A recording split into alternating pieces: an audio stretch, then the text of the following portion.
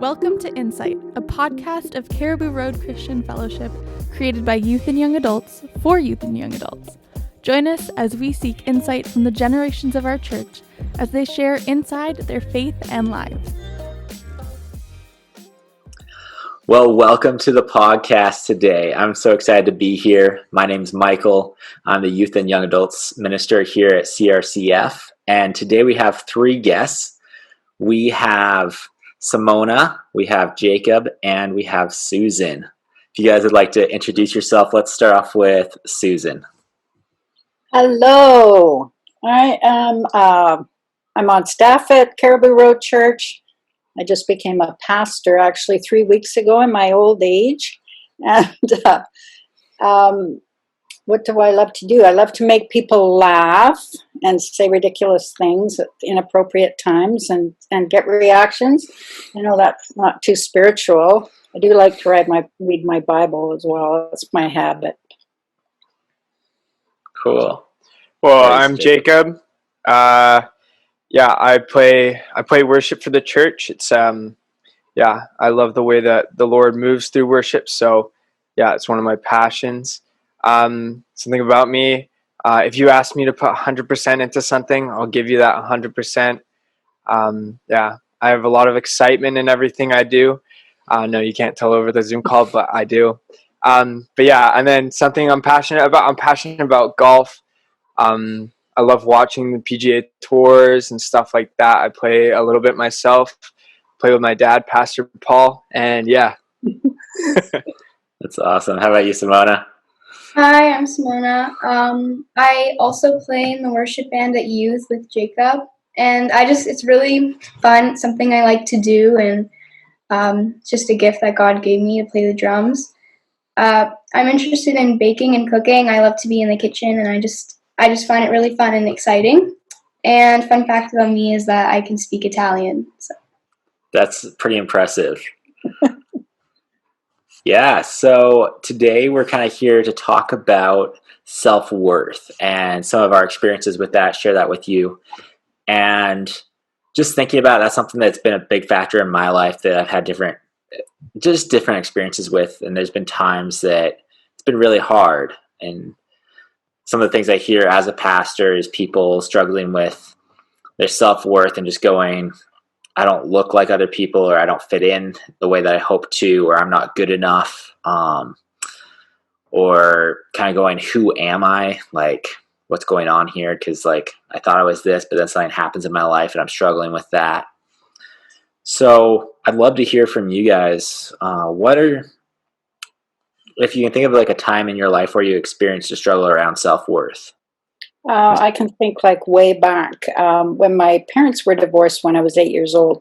And when I was around 12, it started making a huge difference in my life when I would hang out with friends. And back then in the day, divorce was really unheard of. So all my friends had a mom and a dad in their home. And when my dad left the home, the finances changed as well. So we were quite, I guess you could say, poor.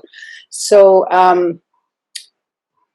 I suddenly was very aware that I was different, but I didn't really understand it all. But it seemed like my home wasn't clean somehow, it wasn't right, it wasn't normal. And so I sort of moved into hiding that and feeling that I had something wrong with me. So that all worked itself out when I did accept Christ eventually. And how did that feel for you during that time? Well, I was a really kind of I love people, always loved people. I had lots of friends, and yet I sort of found myself having to quiet myself, and because I didn't have things to offer to the conversation. I wasn't fitting in anymore, and the way people reacted when I said, well, I don't have a dad, if they were doing something with their dad, or what's your dad doing, So it did change my personality. Yeah. Wow. Thanks for sharing that really with us. Introverted. Yeah. Which is very unusual for me. Yeah. Yeah, that's crazy. How about for the rest of you guys? Yeah, well, for me, in previous years, I've struggled a lot with my identity between like different friend groups. So when I'd go to different friends, I'd be a different person. I'd put on different face just to try and make sure that everyone liked me, so I could just match other people's like aroma and energy. But I quickly realized that like for me, I found that most people actually enjoyed my presence when I was actually true to who I was, and when I was like just being outgoing towards people, and that they knew who I was, and that they knew that I wasn't changing who I was. Yeah, and so that just came from a self-realization that yeah, I should just be myself, and that yeah, honestly, just yeah. That's all Was I there have to anything that say. like pushed that realization for you? Was there like a moment where you're like, oh, this is it, or was it just like a really organic? I think the more I hung out with the people who I was closest with, I found that they loved who I was, and so when I started to spread that out towards other people, it was like a rolling motion until I was like, oh hey, like this is crazy. I mean, like it shouldn't be crazy, but it was to me. And so yeah, from there I was like, okay, I just got to be myself. Like this is awesome. Yeah. So good. Cool. What's your experience been, Simona? For me, it's been less like personality self-worth. Like I haven't really felt pressure to change like the way I act. It's more like if I were with friends, I always found myself like comparing myself to my friends or being jealous of something they have, and it was kind of like a bad mentality that I had at the time. And then I realized like spending more time with God, I learned that like we're all like different. We all have our differences, and we're created the way we are right now for a reason. And so I stopped like comparing and like judging and like being jealous of people, and more like focusing on myself, and that like I was created this way for a reason, and they were created that way for their reasons. How do you really like come to like believe this is like a heart level, not just be like, oh, I know that, but I don't feel that? How did that become more of a heart knowledge for you? Just reading the Bible more, and like devotionals, Bible verses, like those really speak to me. And like even listening to like sermons about different pastors, and surrounding myself with like Christians and people who also love God. I've kind of seen like how they live their lives and how they think, and I've just been influenced by that. That's really cool to hear. And like, go ahead, Susan. Sorry, that really made me think of something I heard once about like the 5 people you surround, like the 5 closest people around you as friends, are those that you will become, sort of thing, and how yeah, like reading the Bible influences us, and hanging around with people that are not wanting to do what's right. Then it's easy to not do what's right, and hanging around with righteous people, and in groups with people that desire to do what's right, it's easier to do what's right.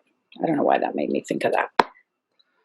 Yeah, well, it sounds like for a lot of you guys, your friend group and the people, yeah, the influences in your life really did shape that a lot, which is cool to see. Especially like, man, I want Jacob's friends to really just encourage me like that. That'd be awesome. I do have good friends, but I'm like, I always want Jacob's friends. They sound great. Yeah, that being said, are there any particular ways that you've seen God working that? Maybe he's still working in your life around self-worth and changing your view of that?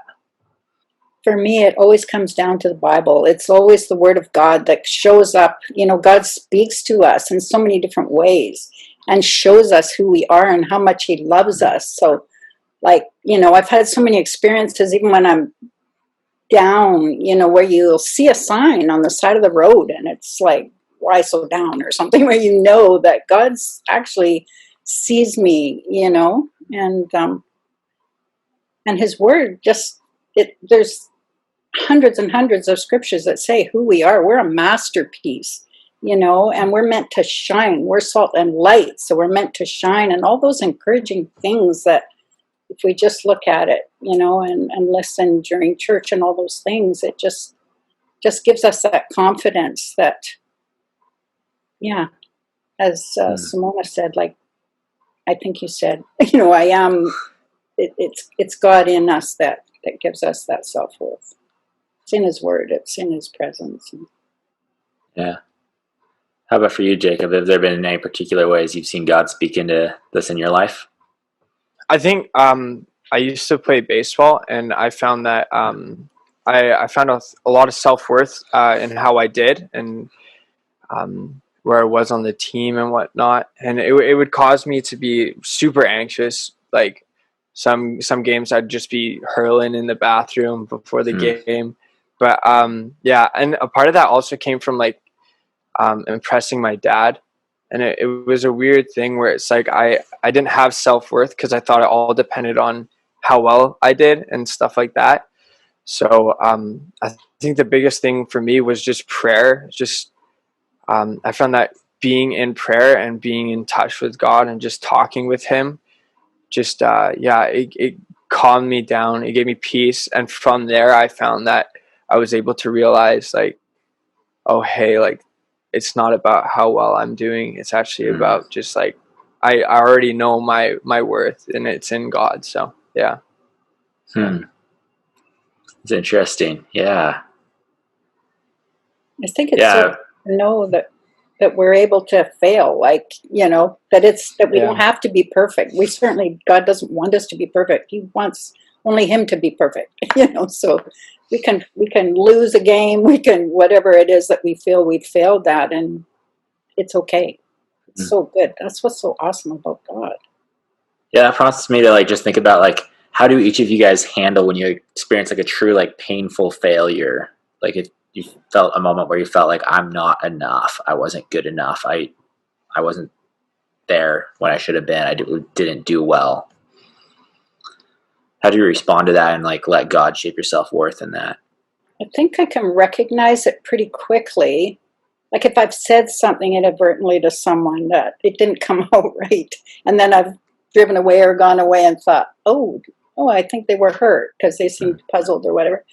I just have to give it to God. That give God your burdens because he cares for you. Give him your cares because he cares for you. And I immediately have to give that for God. Like to God, I'm sorry. Like, and just throwing myself on you. Forgive me, and let's move and put it away. Like I'm not going to dwell on that, because that's where the enemy comes in with the attacks. And when you're vulnerable like that, you fail.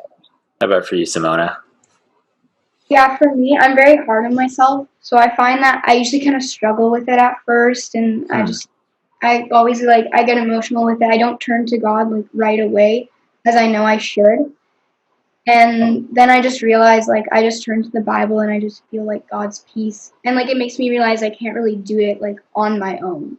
I need God's comfort. I need God's support. I can't get it from anyone else or friends or parents. It has to just be from God. And that's kind of what those experiences make me realize. That's really cool. And are there any particular parts of the Bible that you find really speak into that when you're in those painful spots? I usually, a story that inspires me is Esther, and I just find she's just very I don't know, I found her whole story very inspiring, and I just thought it was really cool of what she did, and yeah, that kind of inspired me. Are there any key points you relate to in Esther's story, or anything that just challenges what you naturally think? Well, I just love how she just listened to God, and she just put her complete trust into what she said, and even though she was nervous about doing what she just did it. And that's so inspiring for me, because I struggle with being nervous and getting anxiety, and sometimes I don't tune into God and listen to what he has to say. So by her doing that, it really, I don't know, very motivational. Yeah, you can't find very many situations in the Bible where there's so much just putting your life on the line. Just I'm trusting that you're speaking here, God, because there's a good chance I could end up dead if you're not. That's so cool. How about for you, Jacob? How do you respond when you just maybe you have a worship set where you're wow, I failed up there? Or I don't know if you do that. I know I do that as a pastor sometimes. I used to do that. I used to come off the stage and be oh, that wasn't that good. And yeah, same as Simona, I used to beat myself up a lot. I just and honestly, for a long time, I just let it linger, and I just let it just eat me up. I think until I realized hey, like God made me who I am, and he's put me in these situations, and he trusts that I'm going to do like what he wants me to do here. And I think from that, I was like, hey, who cares about whatever like anybody else thinks or whatever? Like, God's put me here. He's made me who I am. And like, I just got to trust that. So yeah. Yeah, it's been so big to me in life, is just seeing like that reality of like God created me on purpose. He's called me to where I'm at. So even if this bombs, even if this doesn't look how I would hope it looked, maybe the person next to me didn't like it and I liked it. That's okay. Like, God put us here on purpose, and he's going to work it for good. Yeah. I know, exactly. Yeah. That's cool to see. Wow. I remember somebody telling me once about, when you're saying something in front of a church or in front of a group of people and you bomb or whatever, or you feel you did. Yeah. Two things afterwards. First of all, to just completely give it to God right away. He said, like, number one, if you feel like, oh, wow, I did a really awesome job, that's pride. And if you feel like, I'm going to crawl in a hole and never do that again because that was horrible what I said, then that's condemnation. So either way. So you just don't even go there after, like Jacob just said, it is what it is, and it's a privilege to do it and go from there. Yeah, and almost like that attitude is just thankfulness. Yeah. That's cool. And also, like, there's no condemnation, right? Like, there's no condemnation in Christ. So if there's condemnation coming, I've just really been battling with condemnation through COVID. And now I'm getting a handle on it. Like, the other day I woke up in the morning and I started having these thoughts, oh, you're this, you're that. You slept longer than you should have. And I just actually said out loud, I'm not having condemnation for breakfast today, and just moved on. Like, you have to kind of take it head on, right? Yeah. Yeah. Talking about condemnation makes me think a little bit about social media, because like often it's a place where we just go and condemn each other and imply that certain whatever group of people that you're not part of is messed up and wrong. But it's interesting because we all interact in social media in different ways. And I think that's a very generational thing, how you interact with it and how it affects you. But how have you seen social media affect your self-worth, and where do you see it maybe be a good thing or a bad thing? I think just the way you were saying, how people saying things back and forth, like it's so horrific right now, on a simple post. Like, I just saw something this morning. This woman was talking about something very, like, it wasn't a highly, like, a political post or anything. It was just commenting, like, how do you like my bedroom? She had a picture of a pretty bed. And somebody said their first post was too much Botox. And then somebody else said something else that was horrible, and it's just like that actually helps my self-esteem, because I know that I will not go there, because that's not the kind of world we want to live in. So just stay out of it, right? So that helps my self-esteem. How about for you, Jacob? How has your self-worth in social media interacted? I found, for me, this is just personally, I found that social media hasn't really impacted my self-worth. I don't know. I just never gave it, like, when I'm on social media, I never really give it too much thought. Like, it's not something that really stays on my mind. So it's not something that I actually battle with. So I don't really have too much to say with it, but I know it is like a big point for some people, where it's like, like, social media is like somewhere where they actually, it's like the core root of where they find like their struggles with self-worth.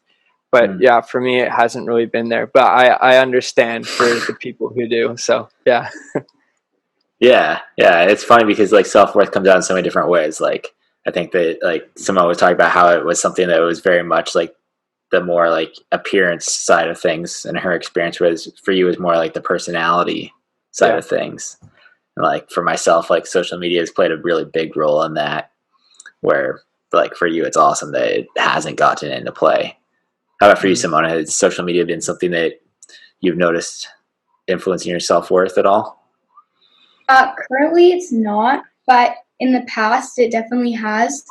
I would just like stumble upon a picture, and like, again, I would compare myself and then do negative thoughts.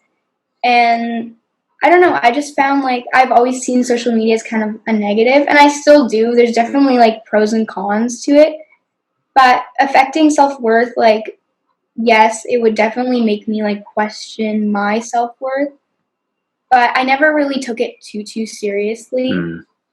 And as of right now, like, I'm okay with it. But I found just by avoiding, like, not following like people that like make my like self-worth like worse, I've just avoided those kind of like interactions and stuff. So you've actually been kind of intentional about filtering who you're following, going, okay, Yeah. if this is affecting how I feel when I see these posts, maybe this isn't the right person to be following. Yeah, Is that exactly. accurate? Yeah. Okay. Good. Interesting. Mm-hmm. I've had to do that with brands that I just don't want to buy their stuff. And I'm like, I don't need your stuff, but I want your stuff if I see it in my feed. So I just need to unfollow you. And then they show up in the ads, but that's life. But thinking about just the influence of different things like social media, but there's other influences, people in your life, pastors, podcasts, music. What do you find influences your view of yourself? I think talking about it before, I think friends probably influenced me the most. And as well as I think also just self-thought.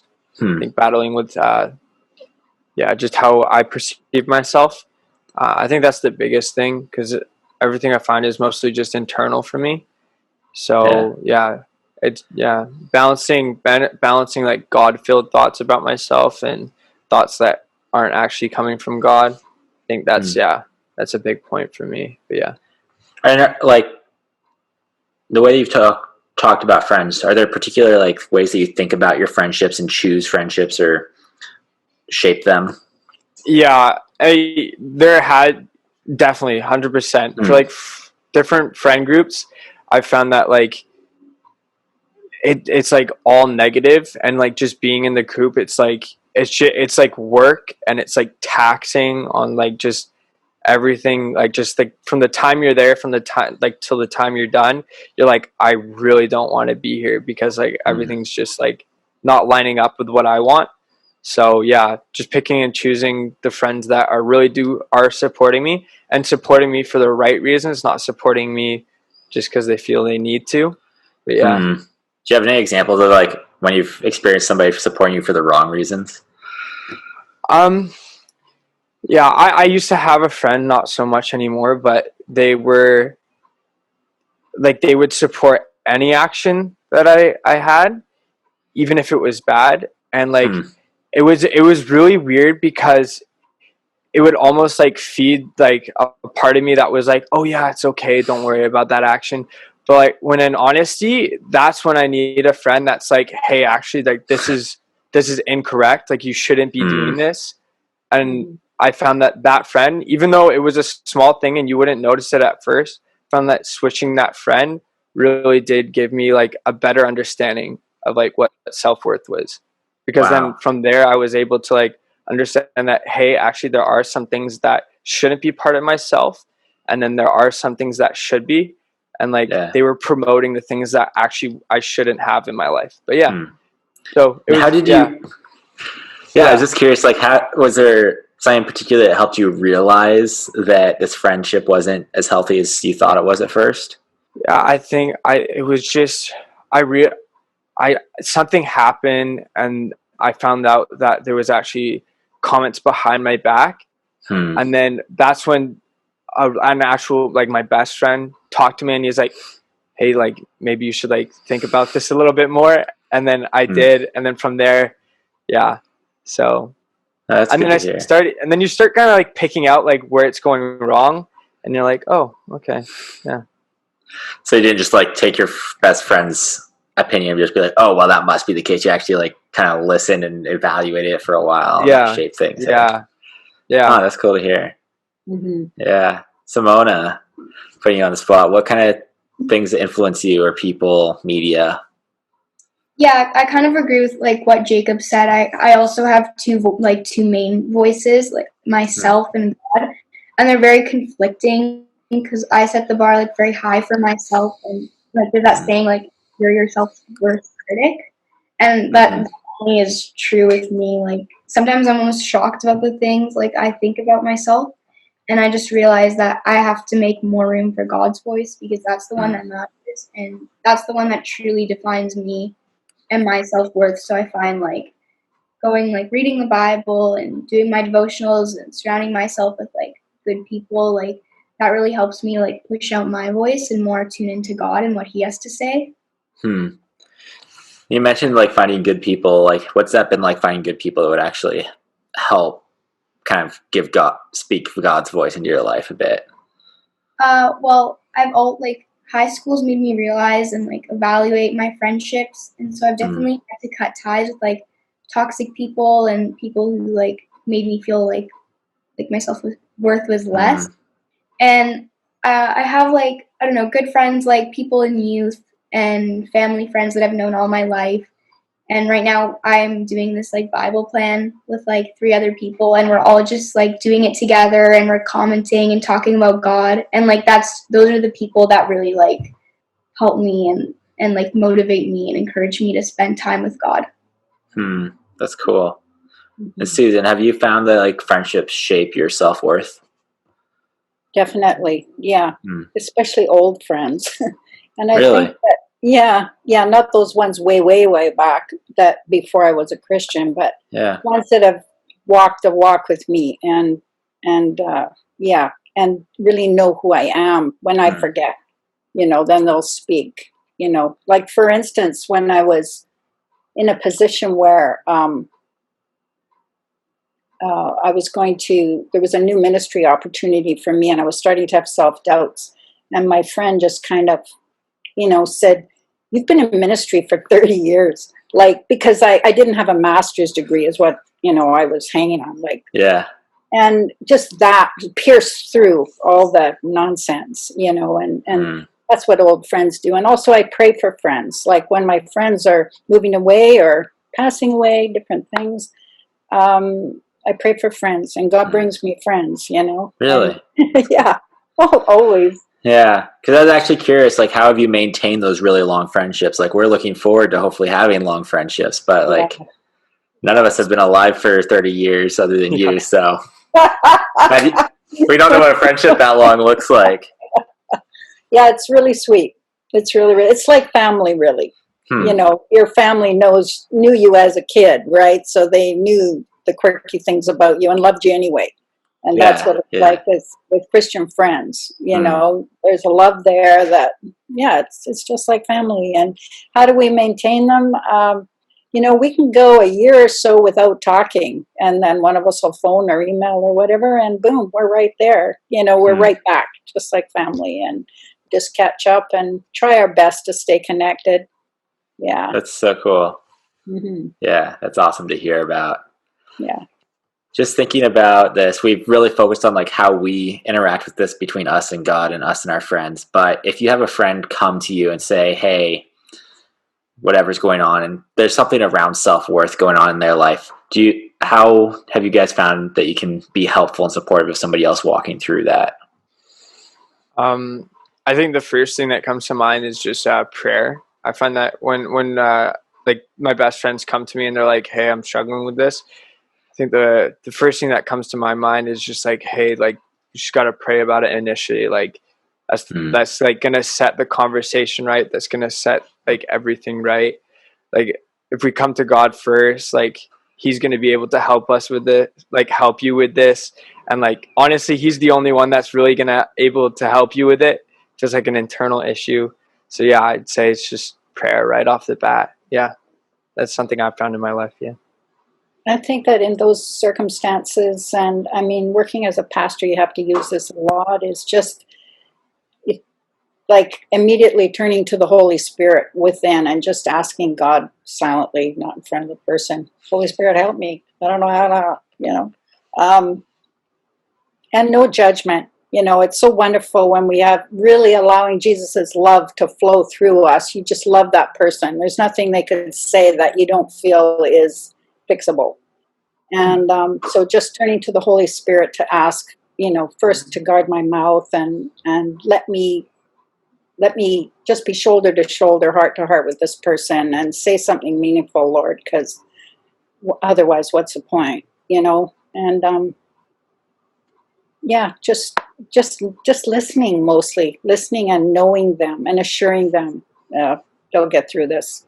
It helps to have gone through a lot of junk, because then you have lots to pull back on. Like, if I went through that, why wouldn't you go through that? And Cool. How about for you, Simona?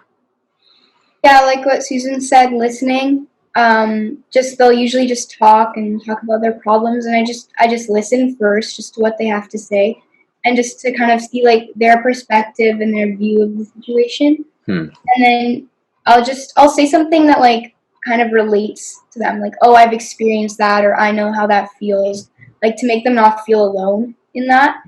And I'll usually just bring it back to God, like sending them a Bible verse and just saying like, hey, like this is what God says, and I'll be praying for you. Like I always say that, and I just want I make sure that they know that like God is with them and that He cares, and that's like the main thing. That's always what I try to bring it back to.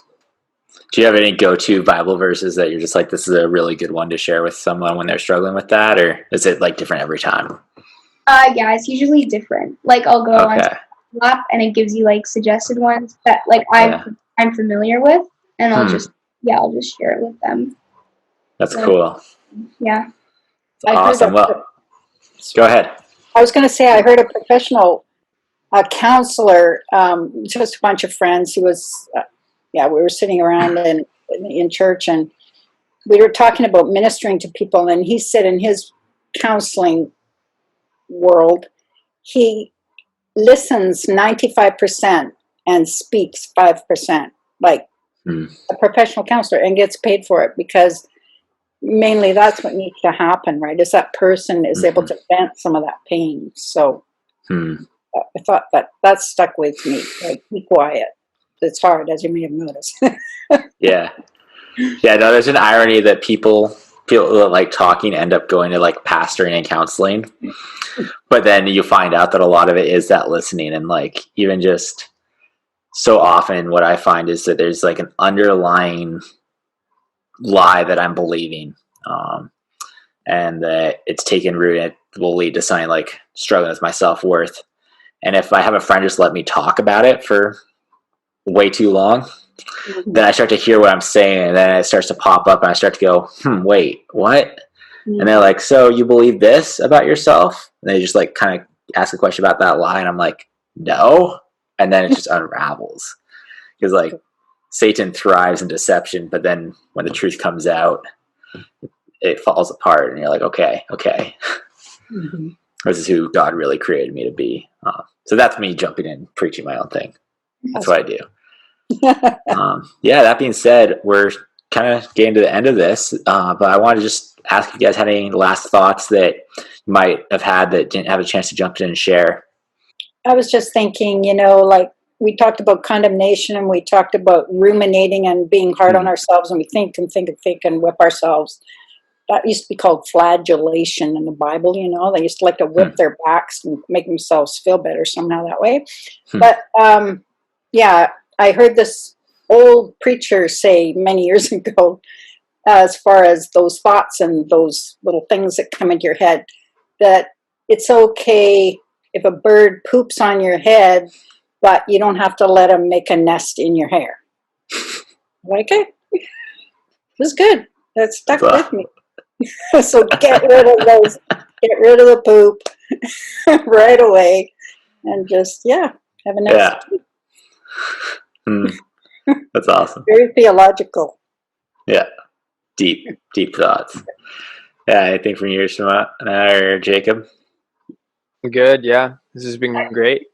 Well, awesome. Thank you guys so much for coming and being on the podcast and helping us get this started. I don't know if this will be the first podcast out, but this is the first one we're recording. And I also want to thank the writing team. We have a handful of youth and young adults who have helped us write, including Emily, Rose, Aaron, and Simona. And finally, thank you for coming and listening to this podcast. We're really glad to have you here, that you wanted to hear some of our thoughts. We really hope this was encouraging, that as you walk through life, really that you would know that God wants to walk through it beside you, that He sees you with value. He created you on purpose with an incredible amount of value. And there's a lot of things that can cause us to question that and struggle with that, but that as we come to know him and follow him, that he will bring us back to that and help us see ourselves how he sees us, with this incredible value and worth being loved so deeply. And if listening to this podcast, there's just a point where you're like, there's something going on in my heart and I need to connect with somebody about it, please feel free to reach out to me. I'd love to talk about this. This is close to my heart. And with that, talk to you later.